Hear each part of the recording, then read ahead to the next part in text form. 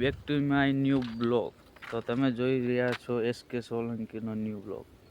ખેતરની બાજુમાં અમારું એક બીજું ખેતર છે, એમાં કે અમે ટ્રેક્ટર હકાલીને નવરું કરી રહ્યા છીએ.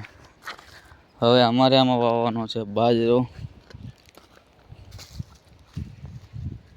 આમાં તો આંબા છે, એમાં વાવવાનું ફુલેવર, અને આમાં વાવવાનો બાજરો.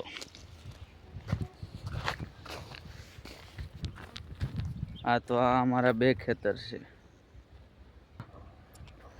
બીજું આપણા બીજા ખેતરના શેડ એક બંગલી છે, જે કે આમનામ બનાવીને મૂકી દીધી. આમાં કંઈ કર્યું છે નહીં. જો ને આ બધું ઘાસ બાસ ઉગી ગયું. આ અમારા ખેતરની બાજુમાં એક આવડો અને એક આ જેમાં એમને શેવડી રોપી છે. ને અહીંયા હું એટલા માટે આવ્યો કારણ કે અહીંયા મારા મમ્મી ઘાસ વાટે. અહીંયા જો ઘાસ વાટતા હશે મારા મમ્મી.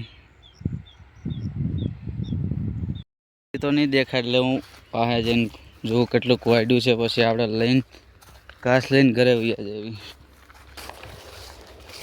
કેટલો ખડ વાડ્યો?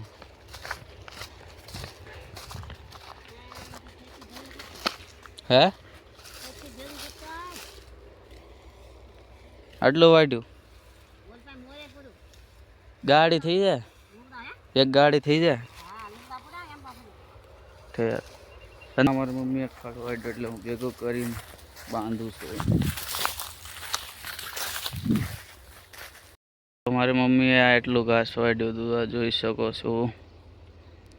મારા મમ્મીની મહેનત માટે એક લાઈક કરી દેજો. ટીવી છે જે કે પાણીમાં થાય છે.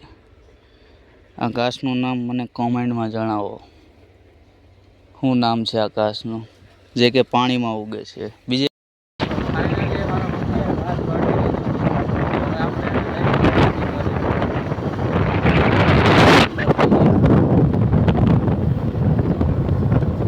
સ્વામીની પાસે ગાયું નથી તો ઘાસ કેવી રીતે લાવ્યા?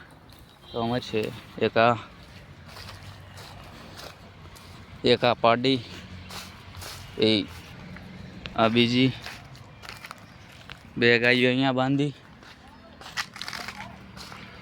આ એક બે ગઈ. આ અમારા ગટુડિયા છે બે. હા એક જો ખાન જો. અમારા દીકરા માટે એક લાઈક કરી દેજો ભાઈ. આ જો કેવું પોળું ગયું છે.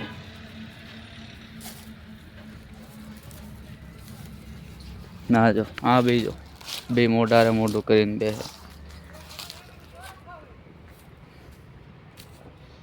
તો આ છે અમારી ગાયું. ટોટલ 9 ગાયું છે અમારી પાસે.